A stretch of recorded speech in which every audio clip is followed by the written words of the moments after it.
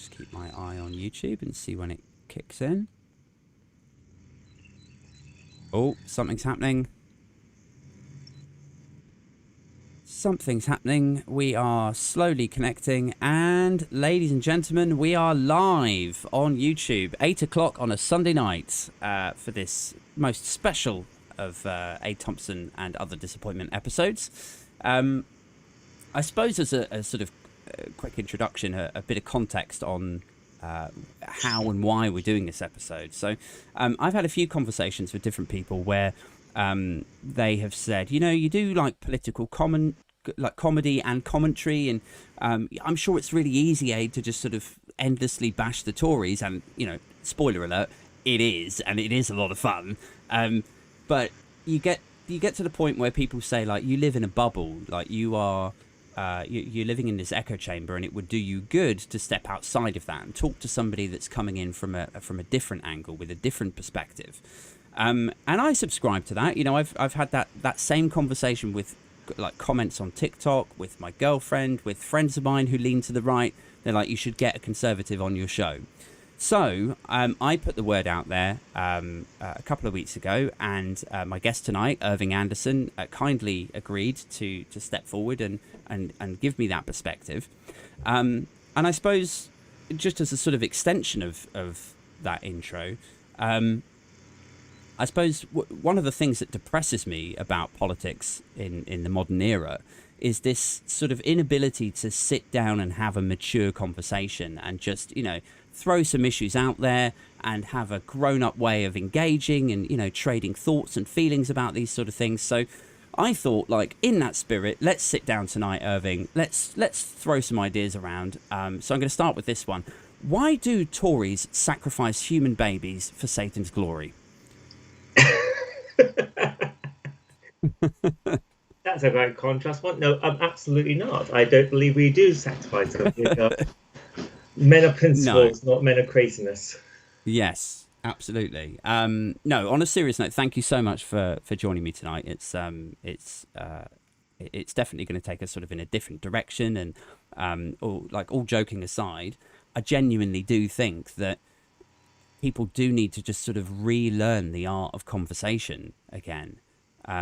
Like, for me, I'm a talker. I love having a good chat. I love sort of, you know, like throwing philosophies around and, you know, bouncing ideas off people and hearing what they have to say. And like, what industry, what subject is better than politics to be able to do that? And it's just so sad sometimes when you throw an idea out there for a policy or a way that society might be improved to somebody, and then it's shut down on sort of like in a tribal kind of way. It's like, oh, you fucking snowflake, you liberal, you lefty. And it's like, well, how are we ever going to move forward? How are we ever going to improve things in society and in the country and for you, me, our families and so on, if every time an idea comes up, then it's shut down? So I guess that's a really long-winded way of me saying I'm really appreciative for you, like, taking the time to have a chat with me tonight. So yeah, I guess a tiny bit about your background would be good, just to give people a little bit of context. You were a political consultant. Could you tell us a little bit about that work? So I've spent quite a few years working. I've worked in government. I've worked in Parliament. I've advised on areas of education and social mobility, and I do a bit of work on equality matters such as disability rights and LGBT rights. But I've come from a more of a centre-right position in my own politics, and I probably would describe myself more of a one-nation conservatism, or a one-nation Tories might be. So perhaps be more of an old-fashioned version of the Conservative Party, but still open up to new ideas and new innovations. And as I agreed tonight, it's fantastic to be able to have a conversation with you, really, and just agree to disagree. You know, if that ends up being the case, maybe I'll win you around. Maybe you can try to win me around. Yeah, well, I mean, if things go well tonight, Irving, you might see a whole new TikTok account from me tomorrow. Just flags all over it, and anyway, we won't go down that route just yet. So it sounds like you worked in some, like, reasonably kind of progressive areas of conservatism, right? Yes. Yeah. So does it bother you, I suppose, in the same way that the caricatures of a lefty bother me, and the way that things, ideas might be dismissed off the back of those caricatures? Does it bother you in a similar way with the right, that you could, you have this experience, you're working on these really admirable areas of policy, but then, somebody like me or somebody else on TikTok or LinkedIn or whoever would then package you up as a sort of, St. George Cross wearing Nazi or so? Yeah, do you know what I mean? Not sure I'll say draw across with a Nazi, but I understand what you're trying to say. I mean, I think the point about politics, though, it's about being pragmatic. I think when you're young, you want to change the whole world. You have this social ideals and this sense of justice and a sense of empowerment about things should be better and can be better. I Sure. think as you mature, you become a bit more pragmatic and accept you can't have everything you want to have. And I think working in politics, you have to learn that actually you can't get everything you want. And because you live in a democracy and you've got a broad range of opinions, you're never going to win the arguments to get everything your own way. And in some ways, that's probably a good thing, because you find in life actually getting everything your own way all the time isn't good for you. And it's good for you to learn hardships and good to learn lessons and so forth.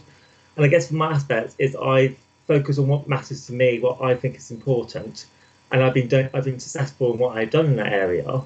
Mm, Um, where I think so when I first started in Parliament, I had a really hard time being disabled, mm, and there was a real struggle. But I was able to actually start a workplace network in Parliament to actually support disabled people, support members, staff members, the system. It became, I was able to get all the parties to agree on this issue to support disabled people who work in Parliament. And I think this is the point is that there's always common ground. And I think you can mm, find common ground on the left, in the centre, on the right, on issues. And I think the way politics should be about is actually arguing individual issues, as you say, and mm. finding a sense of coalition. And where you might disagree with each other on other aspects, so a consensual one was Brexit, you might have, but there might be another factor where you might disagree with one person on Brexit, but the next issue you both agree on and you both work together. And it's learning that sometimes if you don't agree with someone on something, it's absolutely fine.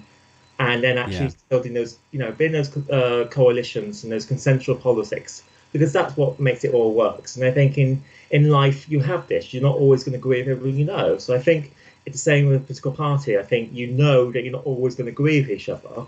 But along Mm, this atmosphere, you can have a debate and you can have a conversation with each other about it, and you can learn from each other. That's the important aspect. yeah. But then that sounds like a very sort of idealized version of politics, because I mean, it may be different for you, like one, because you've worked within the actual world of it, whereas I see it through the lens of a news journalist or whatever. Um, but is that your sense? Like, are people having these kind of measured conversations where it's a bit more consultative? It's a bit more like they're negotiating with each other and they're grown up and they're, bouncing ideas off each other, like I'm hoping that we will tonight. But is it like that behind the scenes? Because from my perspective, and I suspect from a lot of other people's perspective, it doesn't seem like that at all. It seems like they're just bickering the entire time, trying to point score. And I mean that on both sides. I don't mean that, on the Conservative side. I think I think like I said, it's got that being pragmatic, and I think Mm, when someone's worked in the system and you work in a job, people will actually talk to each other. So online, people are very defensive and very argumentative because they're behind a screen. You put someone actually in a room with each other, it's a very yeah. different kettle of fish because you're actually forced to confront the other person. So you can't sort of like profanities and swear words to each other because very quickly nothing ever happens. You might get a punch to the face. Um, so what you might say behind the screen is very different to what you say in person. Now I appreciate though, I came out. I'm not from London. I'm actually from the Midlands, and I can see the disconnection people have to politics because we don't teach politics to people in school, so people don't really have an understanding of what's actually happening. And Yeah. then grassroots politics becomes quite tribal as well. So I think people are very entrenched in their views of the world, and it becomes like a right or wrong. Well, actually, in politics, actually, it's the whole spectrum of it. Really, it's like a relationship with your partner. You don't always agree with each other. Um, Mm. and sometimes it's being able to put yourself in the other person's thought. I think the thing what I find in Parliament works really well is that my experience on the whole is that majority of people go into politics because they want to make a change, they Mm. want to make a difference, but they are a project of their own upbringing and their own experiences. And sometimes different experiences, such as in an organisation, can give back new ideas. They give Mm. you their ideas and how to make the world a better place is different to yours.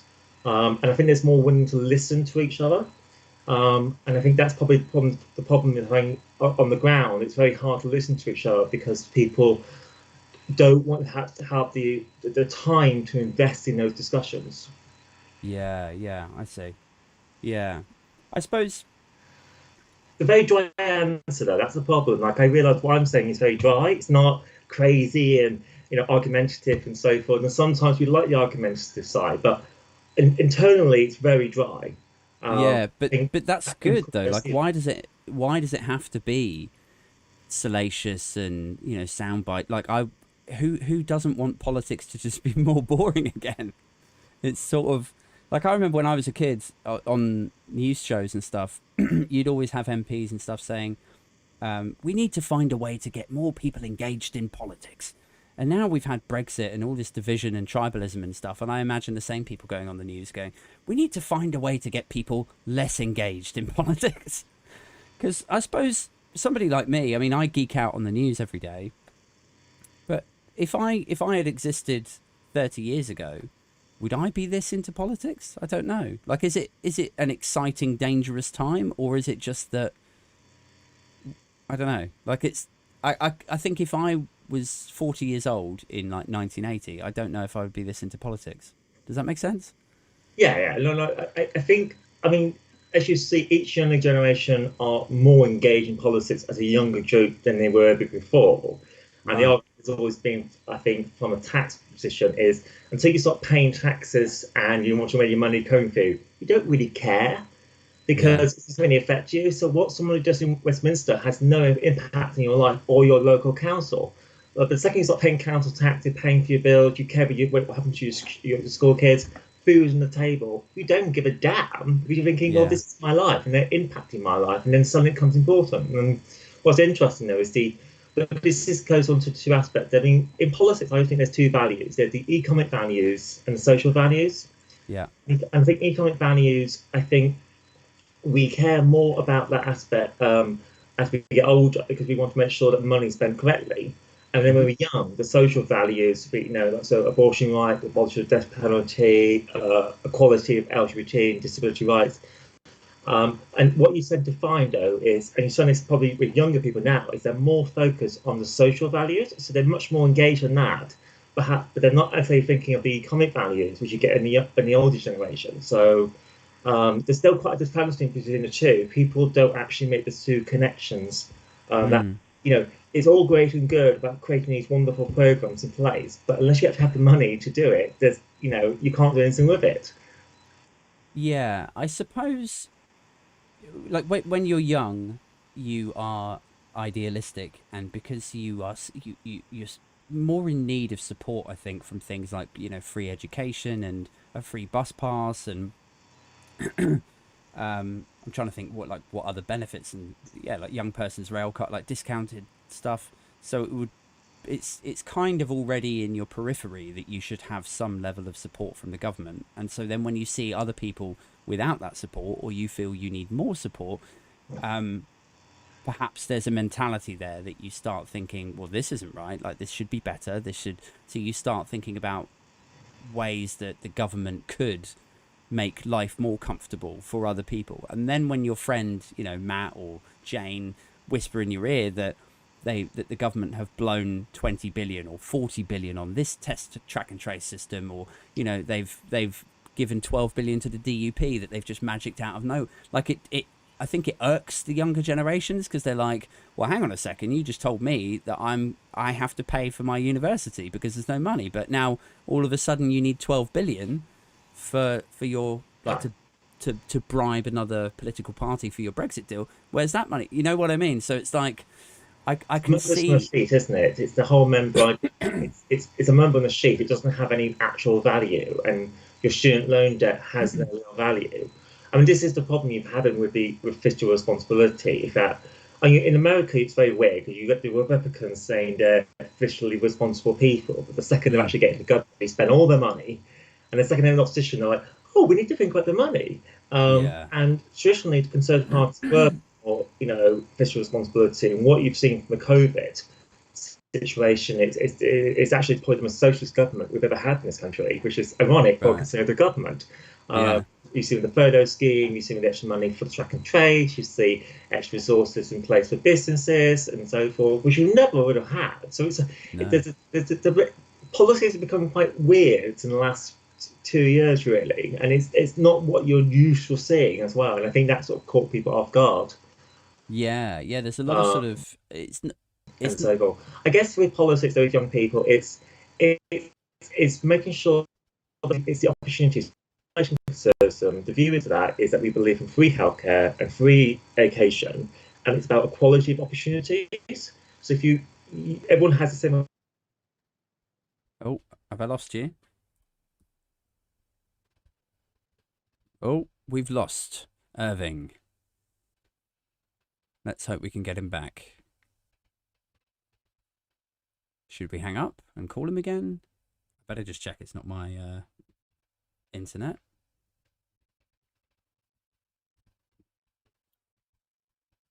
Live TV, folks. No, it's not mine. Let's end the call. And we will try to phone him back. Hold on a second, people.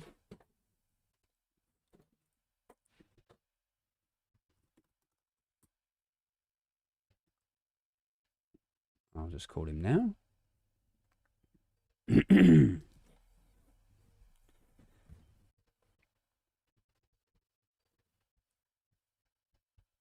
Hello. Hello. Oh, right. Okay, we're back. I think we're back. Back. I put it on the phone instead. Oh, okay. Yeah, that's fine. Okay. Let me just stretch you out a little bit. Cool. Where did we get to there? Fabulous. I'll just check that you're okay here as well. There we go. Yeah, I was just going to say, it's kind of like a sort of paradoxical period at the moment. Like the example that you touched on was the current Tory government employing what you would consider to be typically socialist policies, right? So you mentioned furlough, and yeah, like billions being thrown at the country to support it in a really difficult time. A friend of mine, also a conservative voter, has said that as far as he's concerned, this is the most progressive liberal government that we've had in, maybe since I can't remember if he said that he considered Boris to be more liberal than Blair. If he was saying like he's left of Blair or something, but somebody's definitely said that to me. And then on the flip side, He's the most person of the Conservative Party. Say again. He's the most liberal leader of the Conservative Party we've ever had. But then, would you see him as? Would you see Boris Johnson as left of Blair? Because that's what caught my ear when. No, because Blair was a social democrat. There's a difference. So Boris is more of a liberal, so he's more of a centre right. But in Irish terms, Blair was a social democrat, so he was socialist, but with democratic ideals. Right. And he was much more willing to go to the far left, whereas Boris, there's still limitations for him as an individual and his ideology for him to go that far, which you can see in the reflection in, which is a disappointment as you've seen in the education budget of only giving not the full amount that we need to get young people to catch up with the loss of education they have, because they are our future. Yeah.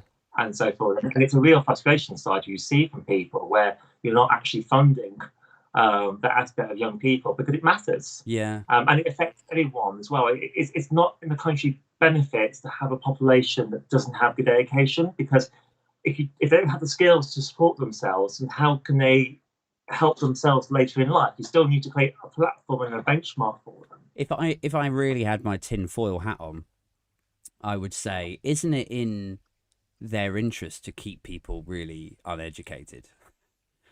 Because I'm not saying that Conservative voters are uneducated. Clearly, a lot of them are educated. But I wonder if, and I wouldn't expect you to get on board with this because, you know, I can't imagine you bad mouthing the current Conservative government. But my sense on the electorate as it is at the moment is there's a lot of flag waving, uneducated types who got on board with Brexit and they see Boris Johnson as Mr. Brexit.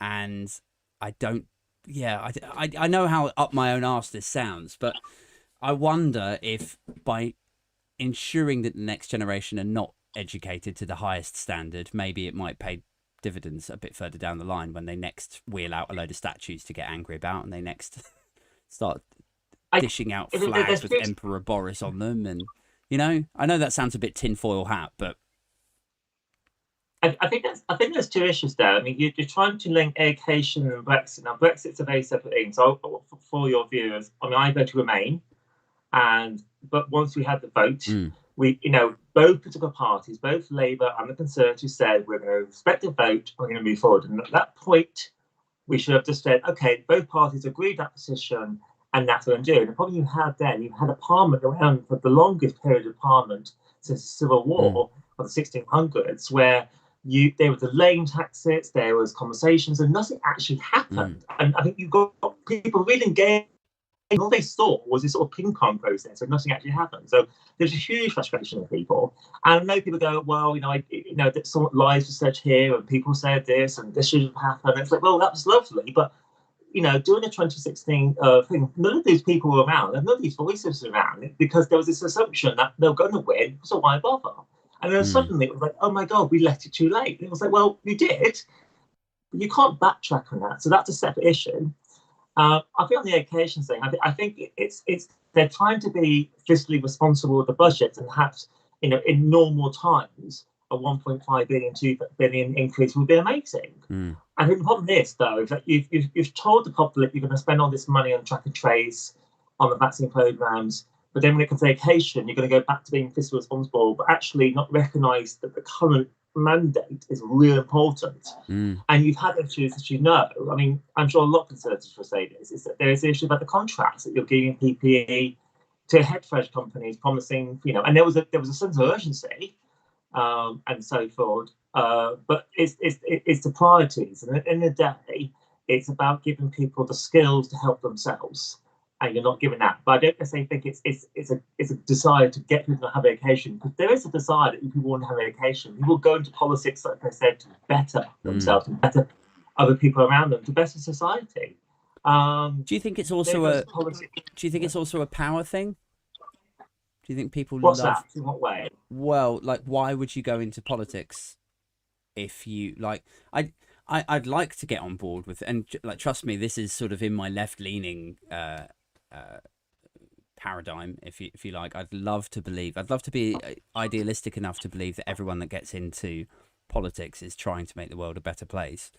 But I think it comes down to prestige and power for a lot.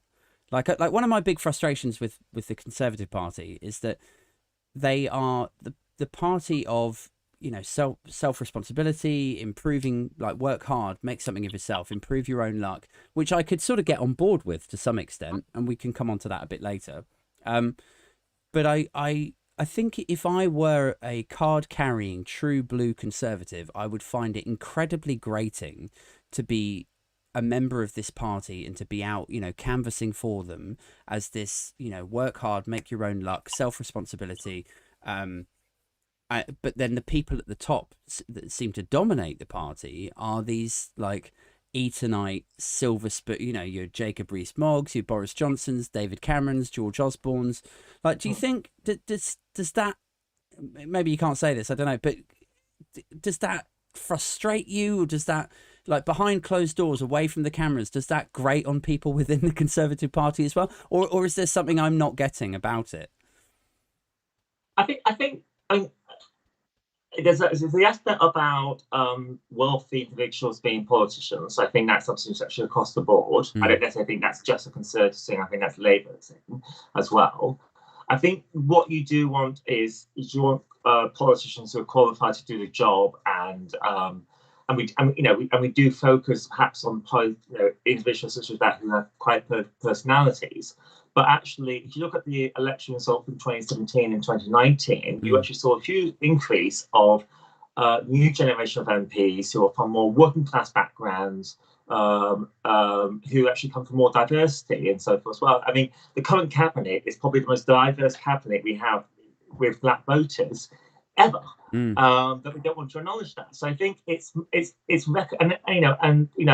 got a party who've had 2 female prime ministers, with another party even now, if they're thinking of replacing him, they're still thinking, well, there's another man called Andy in Manchester, he should replace him. It's like, the idea of Lisa or Jess replacing is not a focus. So I think in politics as well, you recognise it's an umbrella. Like, so politics is supposed to be the Conservative. It's a tent, and Labour is a tent of ideas of the left and the right. And I think, like I said before, in politics, it's that compromising. So yes, you have people up there who are always the face of British people, but at the same time, people then get really annoyed because they go, "Oh, you've got someone who isn't really qualified, doesn't really know the world. They've been elected."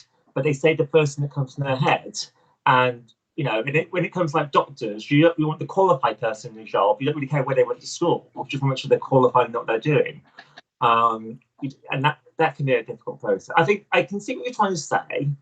I think in politics, we learn to compromise, because I think that is life. You can't get everything you want to have. But it's making sure people have the actual means to be successful. So that's making sure they have access to healthcare, access to a good education, and access to opportunities in life. So everyone has an equality of opportunities. You can't have equality of people, because not everyone's the same. So there's no point making equality of people. I get on board with like equality of opportunity. I don't think people should just be gifted I don't know, like nice shiny things on the basis that somebody else somewhere might have a nice shiny thing. I don't think that's going to solve anything for anyone. But equality of opportunity is as far as I'm concerned, yeah, absolutely. Let's progress on that basis. I suppose my point really was that even if you've got this very diverse cabinet, and and things are getting better, which admittedly they are. If you've got more working class background ministers coming up, that's great. I just think none of that takes away from this sort of fundamental mixed match of being a party of self-responsibility and make something of yourself and improve your own situation, if it's being headed by people who had their entire lives handed to them. Like I would feel like if I was wheeled out onto Andrew Marr or Sophie Ridge or something, and somebody said that to me, like, how are you? Like, let's say I'm in work, like Department of Work and Pensions, I'm Therese Coffey, and I'm wheeled onto Marr, and my new initiative is pretty grueling on some people out there, and they push back on it a bit, and what they say to me is, well, this is going to really hurt people, so what should they do? And then my response is, well, people need to work hard and improve their situation, and get down and maybe retrain and all that stuff. How am I going to sit there on Mar and say that shit when my boss's boss's boss is only in that position because of extreme nepotism and the fact that they're drenched in privilege? It would just, I'd be like, oh, I can't do this. Hand in my resignation, I think so. If you hand in resignation, then how would it change? I guess. I think the issue about politics, like, you recognise there's a change of politicians. Yes, I think in any political party, like even the same Labour Party, a lot of people feel quite detached from the current leader of the Labour Party because he's got Sir in his name, and he lives in North London, and there's a perception that it's this sort of North London Islam, right? Yeah. Like telling people how the world works. I think part of it is actually people want to be left alone to live their own lives, and they don't really mind too much if the person went to a good education or come from a background along they have those opportunities. I think it's more about you should always be. I think the problem is, as you said earlier, policy is not boring because we're attacking someone's background and not actually attacking someone's policies. Yeah. And the argument should be, if actually someone's policy is wrong, then you can argue against that and say that it's not, if you're sort of saying, oh, well, the messenger is terrible, therefore we're attacking the messenger, it's don't bite the messenger head off. And I think, and then if you're sort of having filter systems where only certain people can be in a certain job based on their background, I mean, you're almost faulting people as well as saying, oh, you went to a good school, therefore you can't be on this initiative. What you want them to do is make opportunities to make sure the people from less privileged backgrounds get those jobs. I mean, one of the things that they happened in the 2010s is they actually did primary elections for candidates. And you found actually, instead of having a local party of 200 people deciding the MP for that area, when they did a primary of the local membership, they actually got a much better quality of candidate coming through.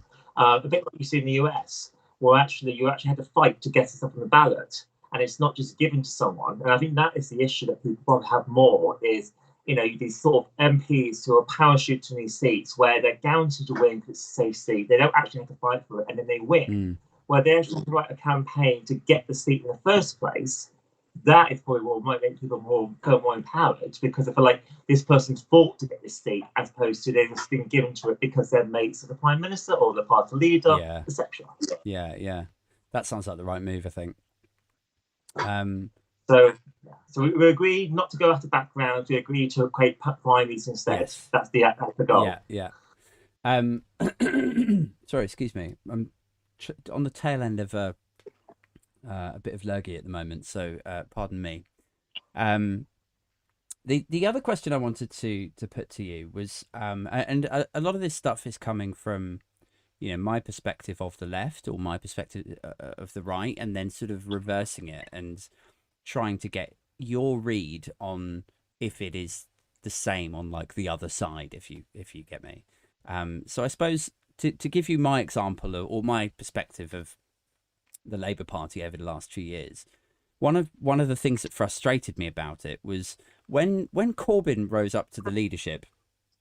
Initially, I was quite excited by him and by some of his policy ideas, and then like right up into that last general election, like a lot of the policy ideas were great, and in fact they actually polled incredibly well. Like when people were asked in the street, what do you think about a national education system, or what do you think about nationalisation of rail, or putting members of the workforce up as sort of honorary board members, so there's representation of like the workers at C-level exec kind of discussions. All of these ideas polled really well until the people knew that it was a Labour policy. Like as soon as you attach the name Labour to it or Corbyn to it, people were like, no. Immediate turn off. But I was like, I loved the policies and I thought, yeah, I can get on board with this. I only really switched off of Corbyn after there was the anti-Semitism allegations. I thought they were handled terribly. I thought his leadership just sort of disintegrated. I didn't think he was a very good leader at all. And as time wore on, I just thought this guy is not going to get this over the line. He's like, and then things seemed to go from bad to worse, and it got, a lot of the right-leaning tabloids would refer to it as kind of wokey politics. I would see it more as sort of social justice warrior kind of, like you mentioned, sort of pandering to the Islington kind of metropolitan elite stuff, right? And I felt like that was the wrong route for them to go, and then they lost the election.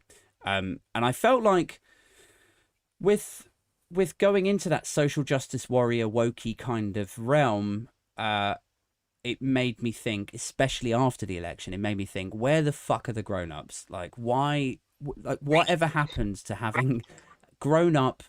I keep using the words like consultative and measured, but they capture it perfectly. I just want someone that can actually have a decent debate. They can be grown up about things. They focus on the substance instead of the symbolism.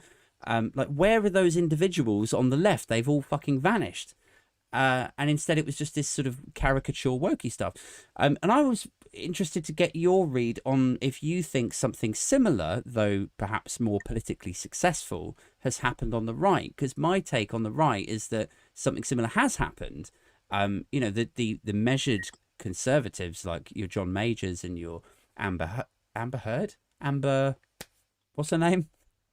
Right. Amber Rudd. I don't know why Amber Heard popped in my head. You know, like your Dominic Greaves, like all of these, even Theresa May. I mean, love her or hate her, like to some extent, she was a mature, measured, consultative politician. Yeah. Vanished, and now what we have on the right, through my eyes, through my lens, is a lot of flag waving, a lot of obsession over culture wars, statue, poppy waving, like very little substance, loads of slogans, loads of symbolism. So in the same, quite a lot there to package there. There's quite a yeah, lot. sorry, I guess And the nuts and the bolts really are. I felt like the left collapsed into parody, and from my eyes, it seems like the right has also collapsed into a parody of itself. Is that your perspective also? I guess so. This is probably got to go back. So there's quite a lot to unpackage there. So try and do it in quite easy bunch. So the first one is that British politics is supposed to be an umbrella of the left and then on the right. And on the left, it's supposed to be the Social Democrats, which is sort of the Blairites, if we might call them, and the Co-op Party. Mm. And they are a mix of different ideas, and some much more left on the other, and then some much more centre left, and then some are quite left. And then what you saw is that Ed Miliband, when they reduced the membership fee to £1 and then one can join, was that actually the socialists then trying to join the Labour Party, who aren't actually Labour at all, they're socialists. They're complete, because Labour is a democratic socialist party, not a socialist party. Mm. In the same way, Hitler was national socialist, and that's completely different and much more to the right than the democratic socialists. And people mix the terms together. Mm. But if you understand physiology, they're actually three distinct, quite different terminologies. So I think on the left side, you had the situation, and probably Corbyn is, I think he just sort of told them what they wanted to hear. So it's like, if you put to me, you're going to get everything given to you. The state's going to pay for everything. We're going to provide everything for you. It's all this wonderful wishy-washy socialist thing that we had in the 1900s. And we've had it all before. And unfortunately, what became quite people realised quite quickly on that side was he couldn't deliver what he was going to give you, because it was never possible. And any case of socialism that we've seen around the world have always failed, or ended up into dictatorships where it doesn't become democratic, it actually becomes anti-democratic because they try to control it all. So we saw on the left side of the party the diselection of Labour MPs, and you're trying to get rid of anyone who was opposing. So, Corbyn's been a career, been a backbencher. It was him and his followers, or his fan base, was like, how dare you criticise him? How dare you criticise our dear leader? And I was like, well, wait a second, you spent a whole career disagreeing with him. Yeah, that's fair. More than the Conservative Party in government than some of our Tory MPs did, actually. Thank you very much, Jeremy. So, it's a running there. Now, on the Conservative side, you're right. I think the Conservative side was supposed to be One Nation Tories up to sort of neoliberalism, which you saw with the Thatcherites. And you saw that purge in our party during Boris Johnson period. When he got elected, he actually just got rid of all the One Nation Tories, all the Liberal Tory people doing Brexit, and then we got kicked out the party, and all of the memberships. You saw Roy Stewart and stuff all being, isolated. And in the House of Lords, you still see those One Nation Tories, such as Ken Clark, but you lost them in the Commons. So what you actually have now is you have a Tory party in some ways is more populist than actually an umbrella terminology of different ideas, because they purged quite a lot of membership. Same with Labour did it. And this is what you've had. So now you've got the situation where Boris is right. You must agree with Boris, you're against Boris, you're against Brexit. Yeah. And he's sort of positioning himself this idea that he is the voice of Brexit. And it's difficult because Brexit itself became a pantomime. You had Corbyn telling his supporters, I'm against Brexit, whipping his MPs to vote for it, and telling the public he's going to support Brexit, but then delaying any action on it because, of course, went to the government. And everyone just got really pissed off about it because it just became an ongoing scenario. Yeah, I remember that period where somebody described Jeremy Corbyn as a Brexiteer pretending to be a Remainer, and Theresa May as a Remainer pretending to be a Brexiteer. Yes, yeah. But fair, to her have credit, I think she was too nice as a Prime Minister. She tried to really nicely to engage everyone, and unfortunately everyone just took her for a ride. And sometimes you have to be a bit like Thatcher, and you have a bit more balls and a bit more hardness to you. But of course, the second if you're a woman who's strong and you're hard, you get called the B word. Yeah. because it's so you can't win that time. On the issue on wokeness and social justice and cultural campaign, I think the issue is wokeness is a pantomime. It's just a pantomime to keep people going and all these issues.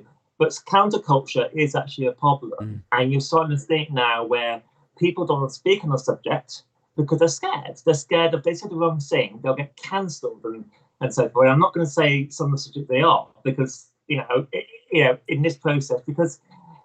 I'll give you an example. Like there's an issue around trans, and I think people worry what they say on that aspect because they're worried about if they say the wrong thing, would they offend people? And then so it ends up just become a party itself because you get a constant debate and discussion for people. Yeah. So, but I think on the parties themselves, I think unfortunately they have moved more to left, more to the right, and what you found is that most people are in the middle.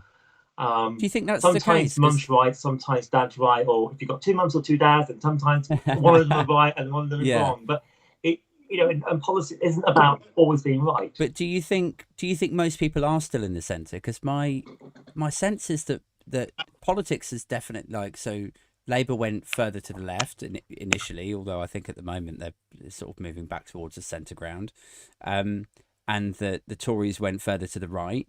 And I'd like to think that most normal people sit somewhere in the centre still.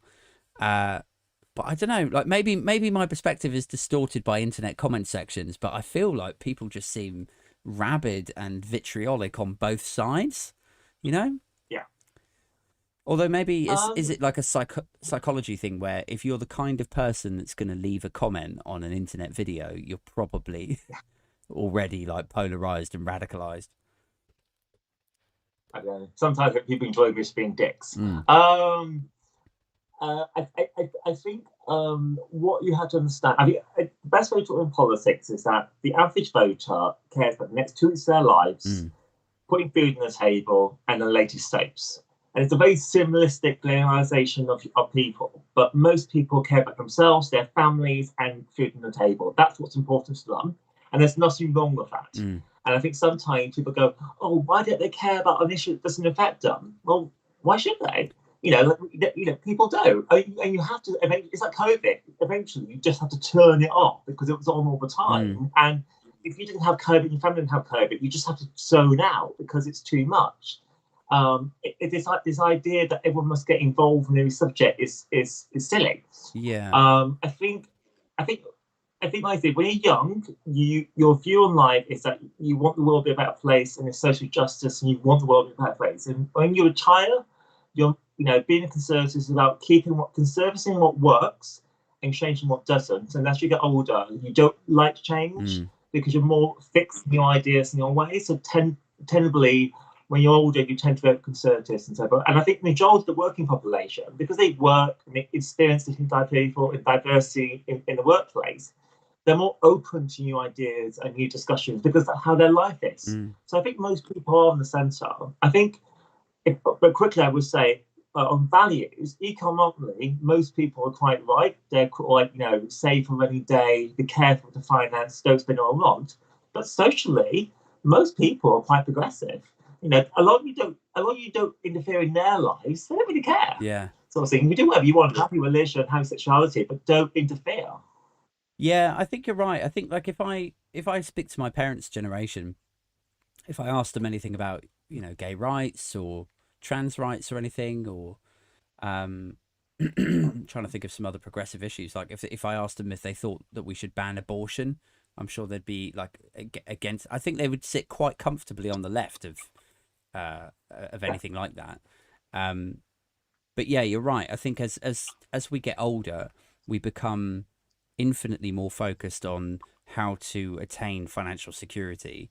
And I'm, like in my 20s, I was foolhardy and irresponsible with my personal finances, and now I'm 40 and it's all I ever think about.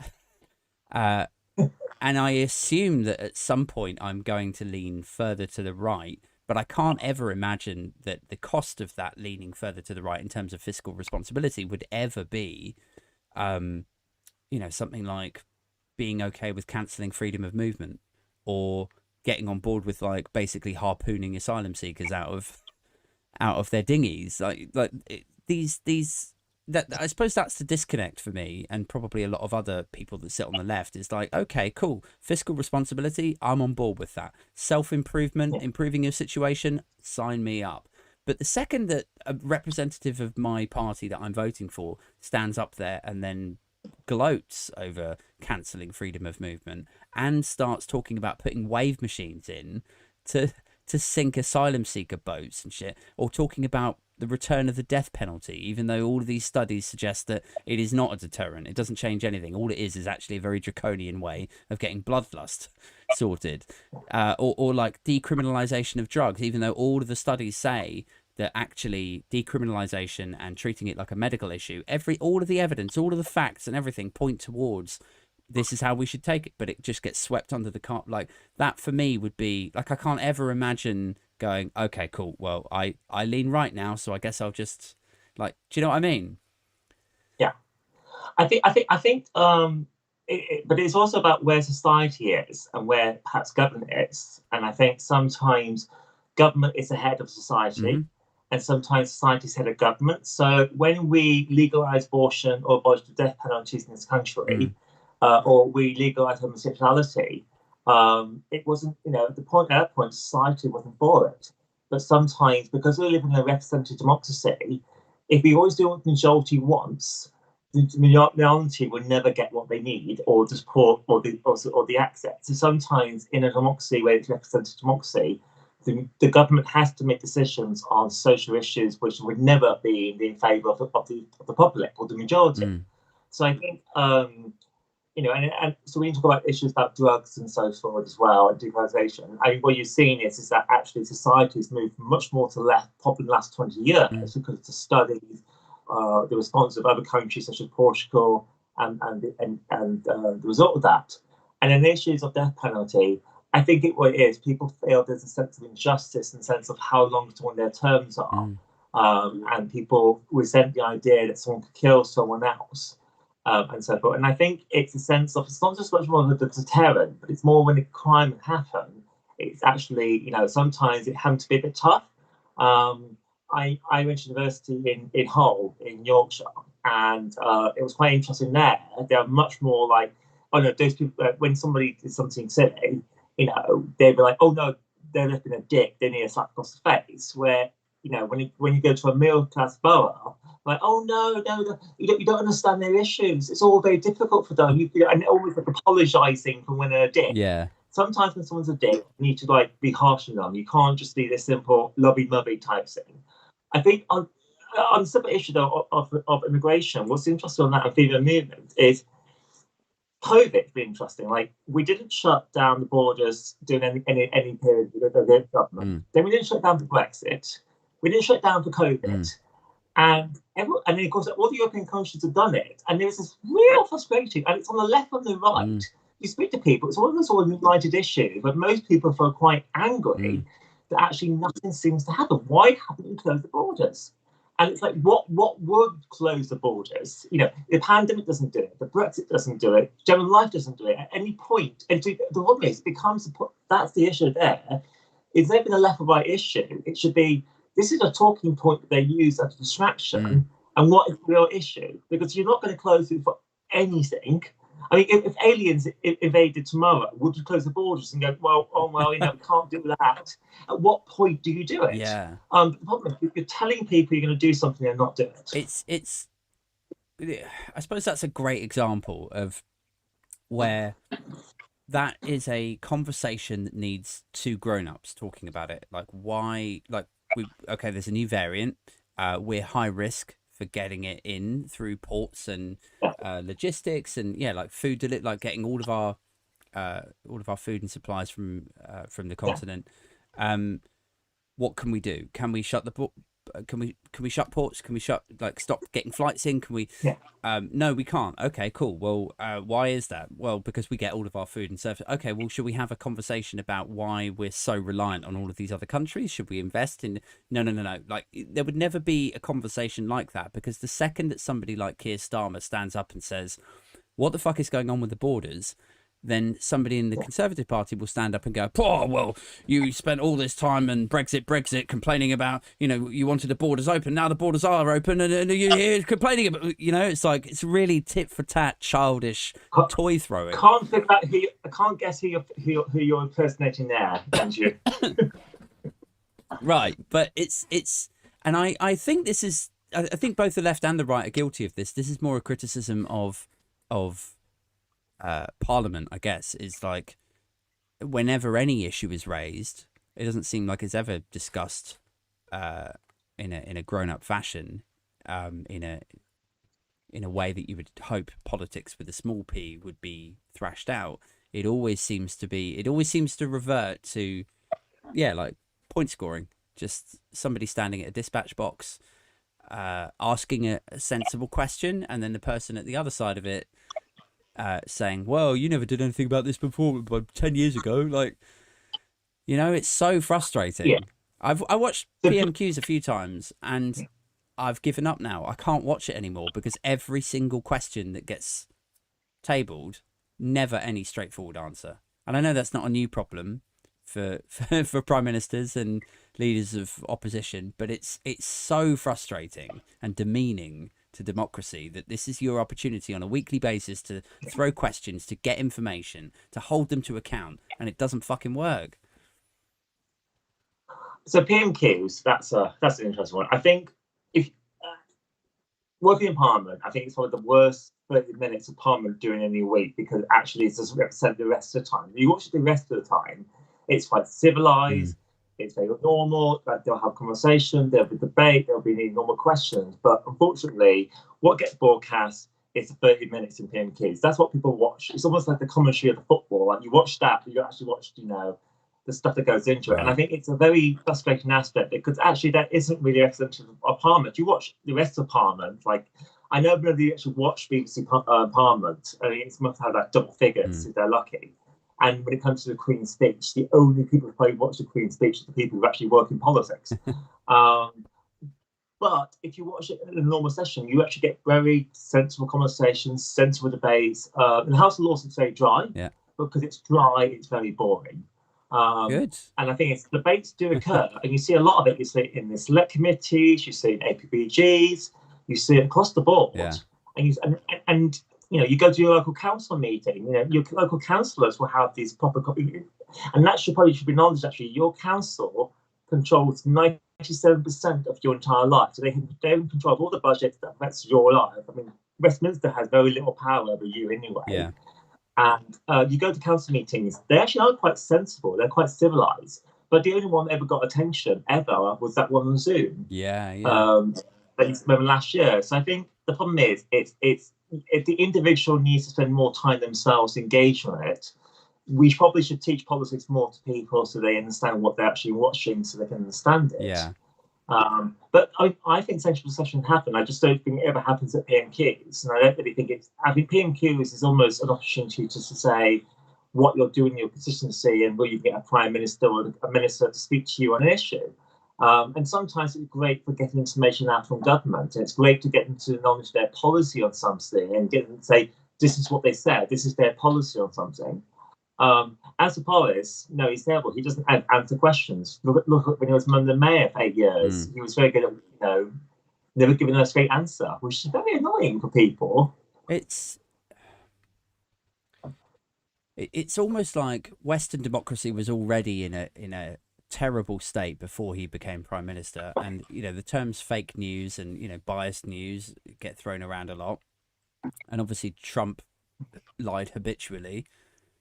So to then have Johnson arise as prime minister and dodge questions in the way that he does, and evades interview requests left, right, and centre. Right, the way he engages with the public is he'll do a quick 30-second video and put it on Twitter. So again, like quite Trump-esque, I suppose. It just feels like exactly the thing that we didn't need.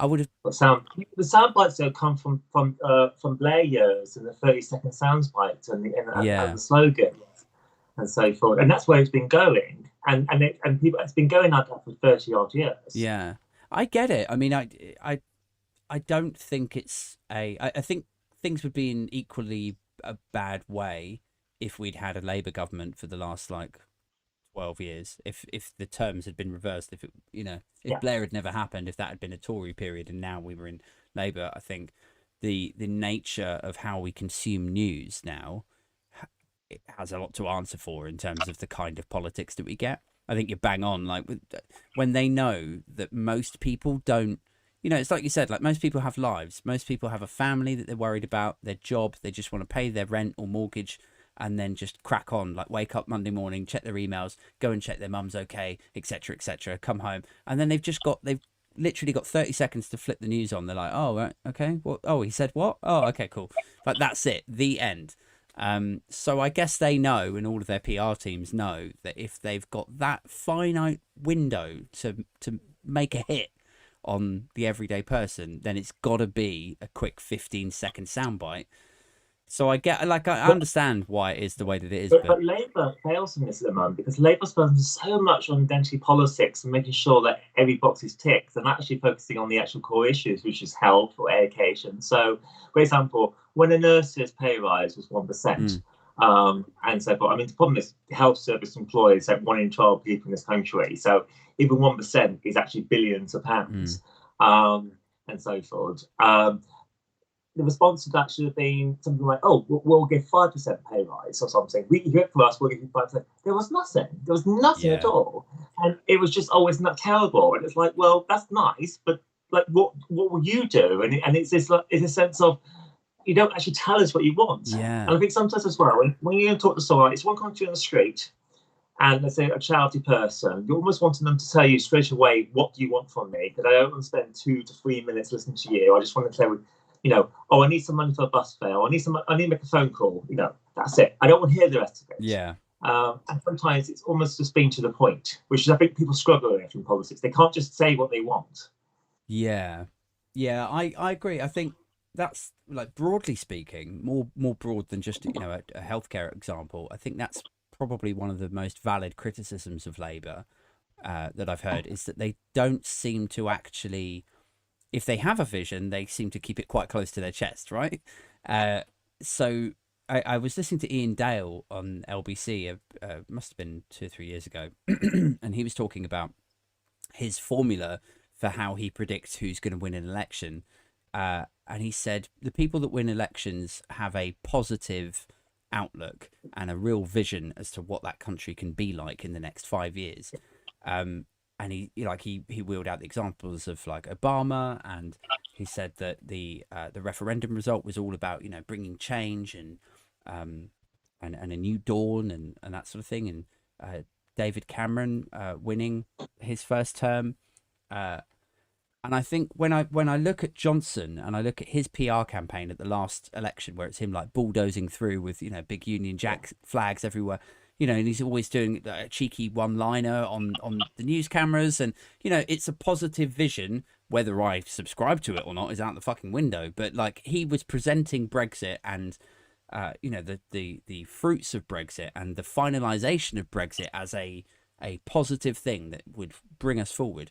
Conversely, Corbyn was more about attacking Johnson, so negative, so tearing things down. And I liked a lot of his policies. I thought he was coming from a good place, but it's not the same as having a really clear 3-word slogan PR campaign that really like taps into the political zeitgeist. And I still don't get that from Starmer, to be brutally honest. Well, Labour's in a civil war. I mean, I'm going to say, first of all, there's nothing wrong with having a bit of pride in your own country, and actually, Britain has done a lot of great things to the world. It's not perfect, no country's perfect, but there's a lot of things about Britain that's great. And actually, it's very good at helping people around the world. It's fantastic in its development. So the Oxford jab is a great example, because it can be transported to African nations and the developing world to actually help people with the COVID virus. And I think, Britain still does a lot of great stuff about it. There's a lot of stuff we should be happy. Having a Union Jack, I think it's nice. I think in some ways the combination linked to the old way with the National Front took over that, and having it was wrong. And actually, having pride in yourself and pride in your country is not actually a bad thing at all. So I think in some ways, like tapping into that is absolutely fantastic in the sense of that sense of self-pride. You see this in Canada or you see this around the world. People do actually have pride in themselves. Sure. And it's that community as well. It's unite, and it's also because Britain has always been more of a tolerant country. I mean, people have come to the UK from around the world to escape persecution.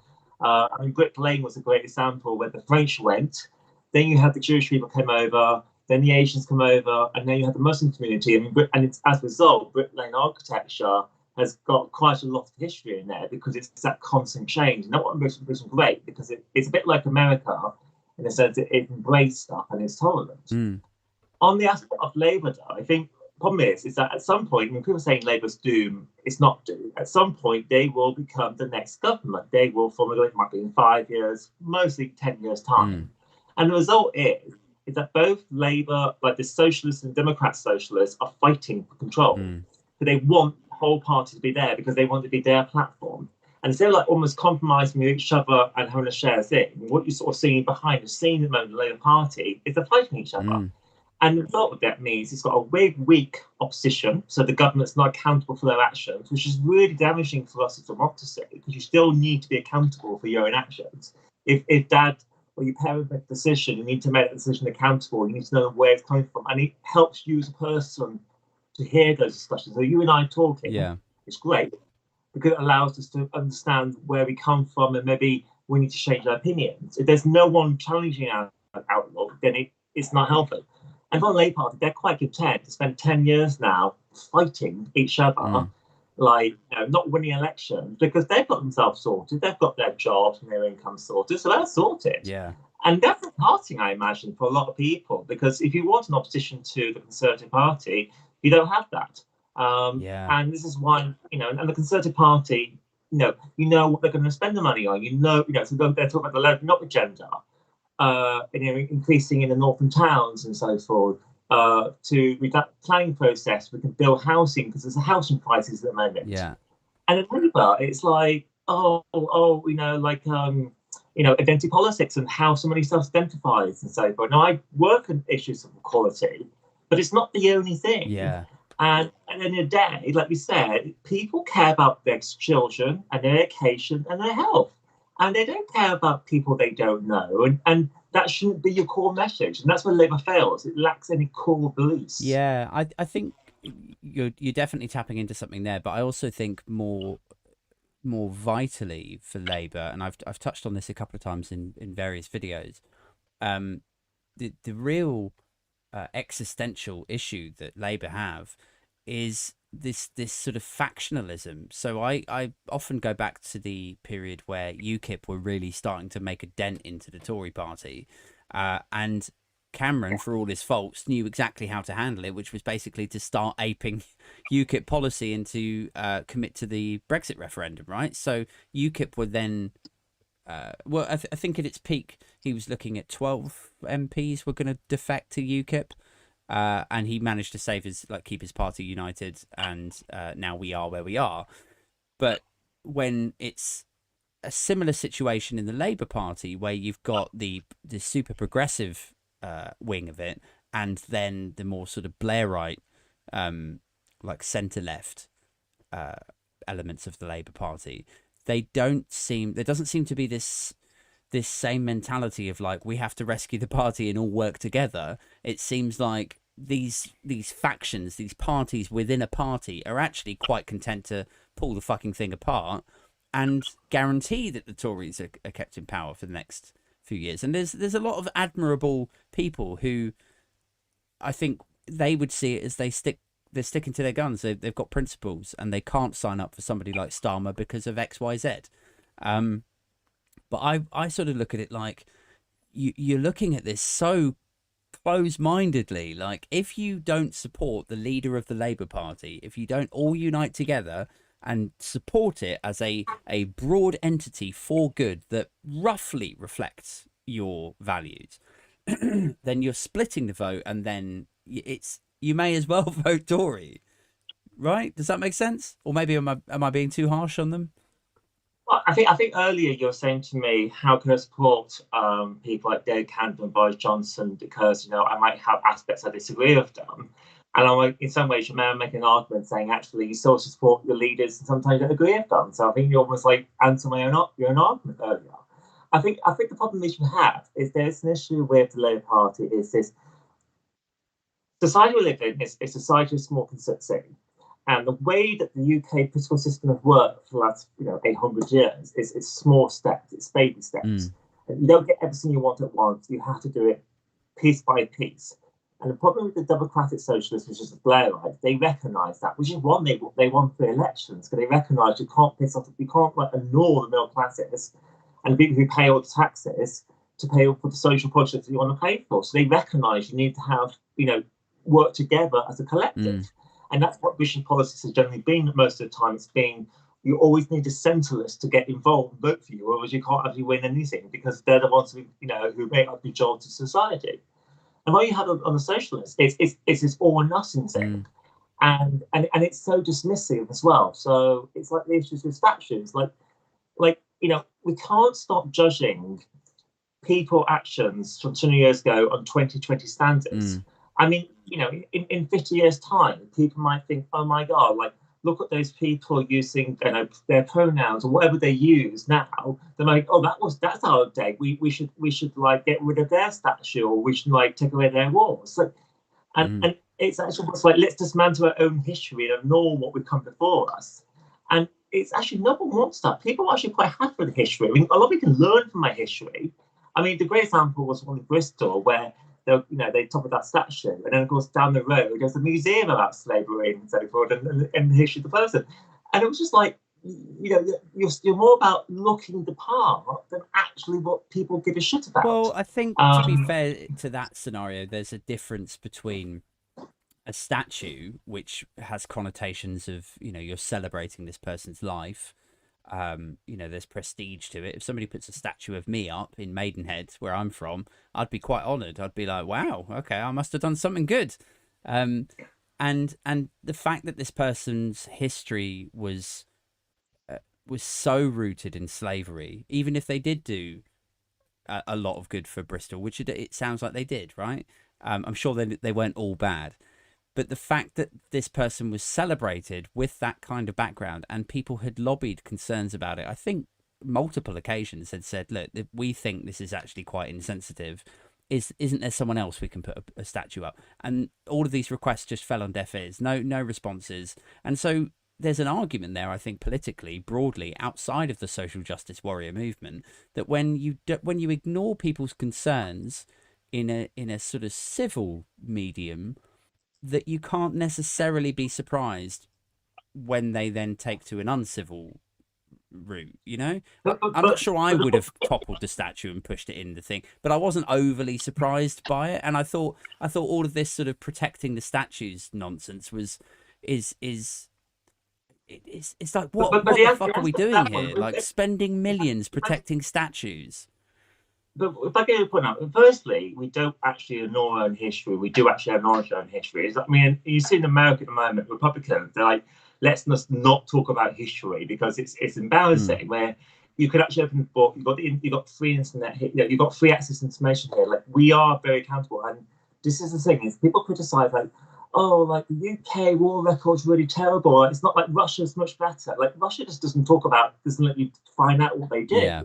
Or China, we're here, you are fully aware of when we fuck up. And I think it's important that people learn history, not cancel, not hide away from that. On the aspect of the strategy, yes, they did submit petitions to the council, but they didn't gather enough support to be successful. Right. And the argument that people say is that if we're not successful, it doesn't mean that you can then create a violent mob to get rid of something. Because the danger is that you end up undoing democracy, where if you don't get what you want, if you just tie something now and just bypass the system, how is that fair? And this is the problem you have, is that you're right, there's need to be systems in place that people can change things, and there should be a democratic process for that to happen.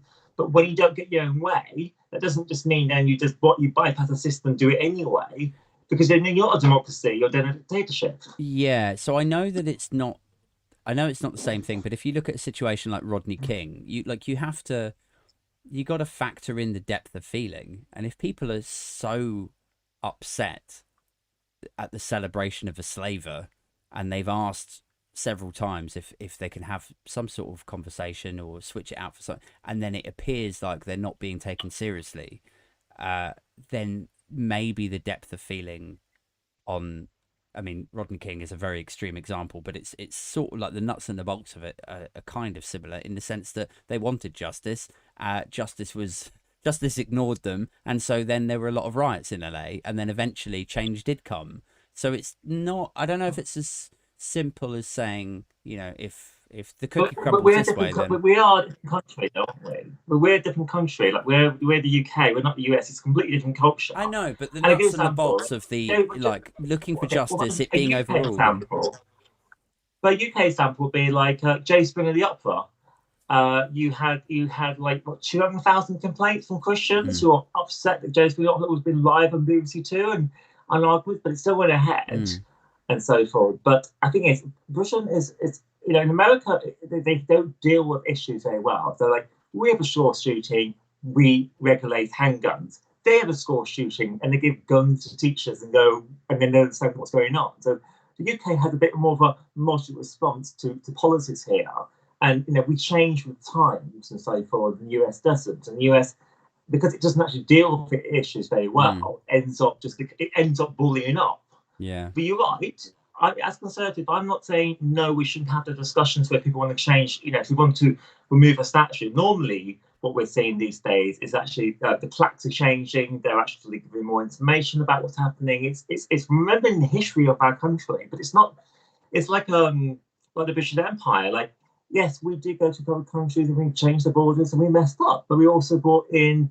We brought in electricity in schools and education and opportunity to like healthcare and things that wasn't there before.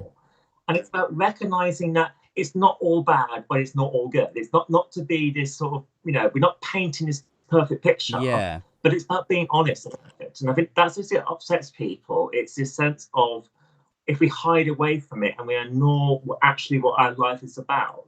Because at the end of the day as well, we're all fucked up in our lives. So you do have a statue about you and you've done amazing, great things. And then, you know, you did this podcast with me and well, he did a podcast with Victoria and therefore he's a terrible person being down the statue. And you don't end up in a situation because you could go through history and probably saw on every statue you have at some point when morality of society has changed. So there's a danger, there's something when you start saying to do these things because you're then, you know, what's the end goal of this? Is this the end goal just to have all the statues to meet our own moral standards? Because I suppose it's one of these situations where like the nuance of it is what's needed, and like a grown-up conversation and local political mechanisms that reflect the concerns and, you know, listening to various bits. Like the unsexy solution to it is actually just to have slightly more inclusive local government where they listen to things and, you know, things are voted on and responded to in a professional and courteous way.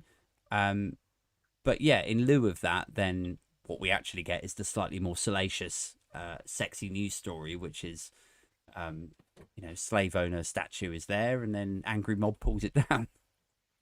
Yeah, and I think it's not to deny. You know, I can see where the arguments come from it, and I can see where the anger came from that, and so forth. And you know, it's a bit like with Britain. Like Britain is very passive racist. I mean, people go, "Oh, we're not racist here," and we are, but we're passive about this, and the way we use our language and so forth. The problem is, though, is people start saying, "Oh, it's just like the US." No. And for what it has been, isn't actually. It's a different country. It's a different culture. Like we had the Equality Act like 10 years ago, and over there they can't get those laws passed. And you know, we actually never had slavery in the UK. The issue the UK had is that we invited the Commonwealth over to rebuild our country after war. We don't talk about that. Yeah. And then we don't understand that we never actually had a plan of when they were going to stay. So when they stayed, it was like, oh. And then, and they wanted an education and they want to work hard and they've got their own careers. We didn't think that. And it's just never really been addressed. So you've got a situation where, you know, Britain, like, because the empire's gone. And I think, you know, some people, I mean, you get people go, oh, the empire's back now. And it's like, no, it's not. It's never going to come back. But it's that recognition. And I think sometimes with history, I think this is the thing. It's probably history should be taught better in schools, because all we talk about is the Tudors, the war, the second, and the Vikings, and Romans. And I think it's a more broad range of our own history, and more modern history as well, will probably help us all understand each other better and understand our own community as well. Because, Britain, it just sort of stopped at 1945, but actually a lot has happened since 1945. Right, yeah. Yeah, I'd like to see history kind of overhauled and taught in a like, I think another country should write our history GCSE curriculum for us, so that it's at least a little bit objective. Because all I remember from learning history at school was like how great Britain is.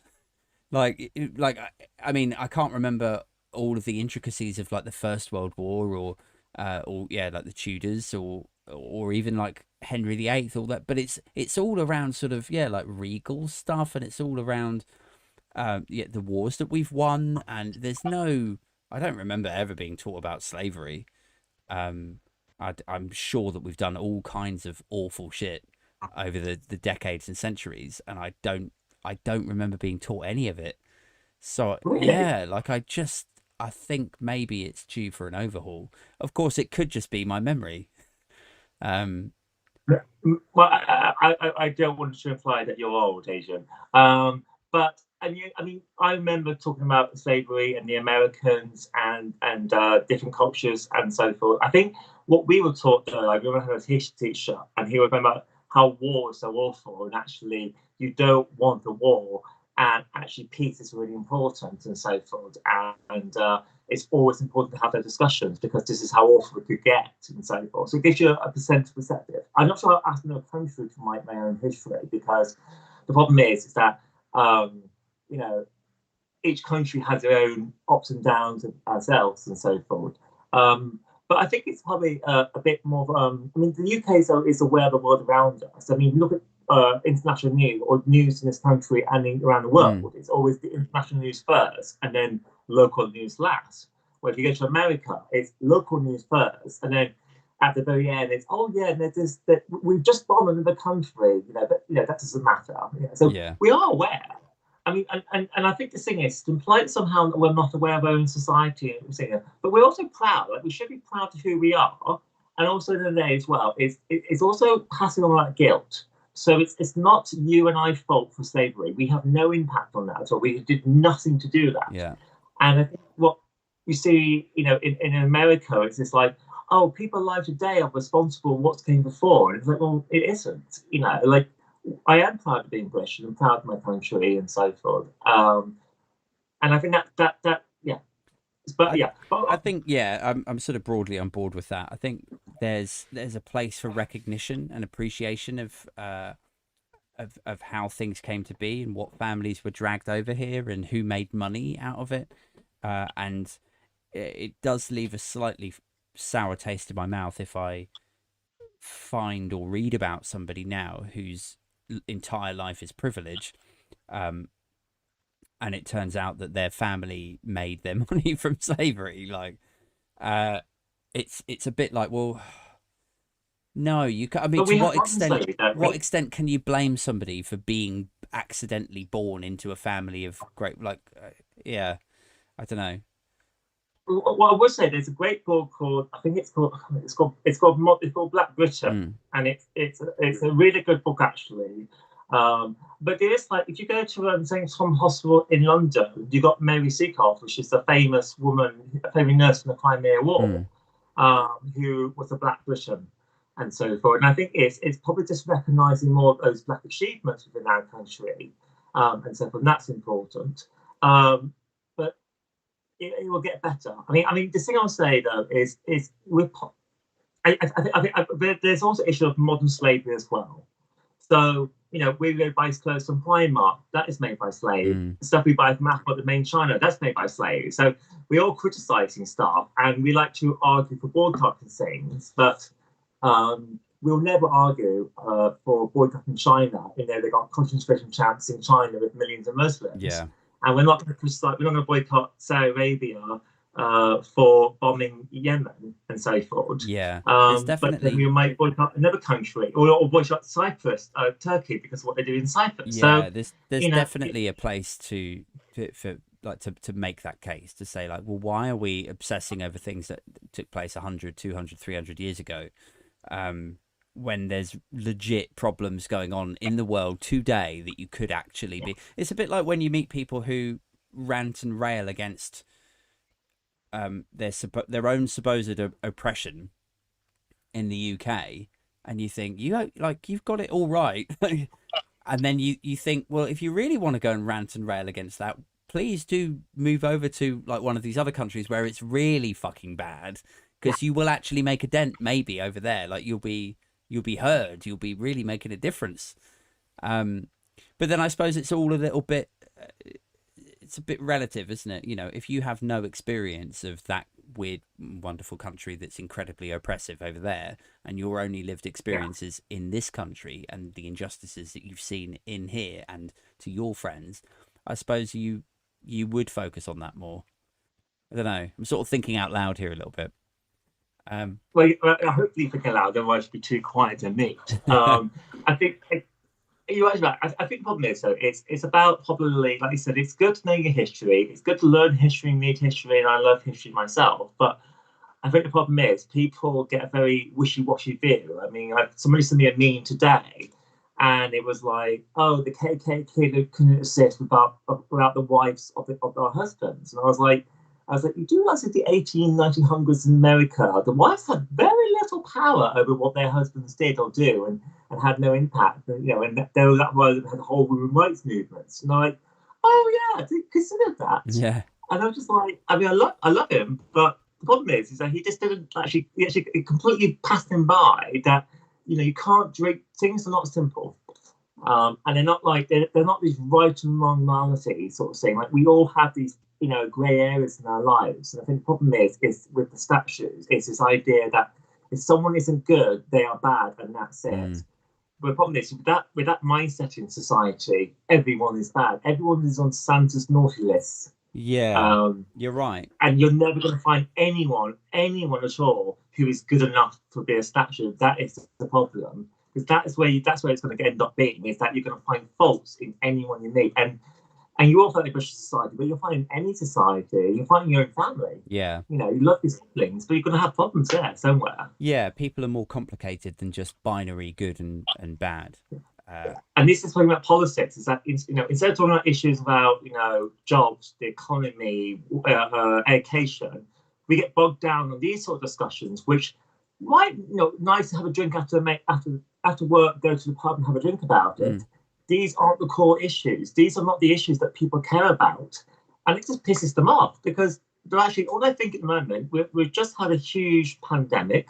Loads of people have lost their jobs. You know, we've got the results of Brexit, and, you know, and how we're going to go from there, and how we're going to be innovative. Those are things important to people. Yeah. And we spend 20 minutes talking about statues, which doesn't really matter. No. Sorry.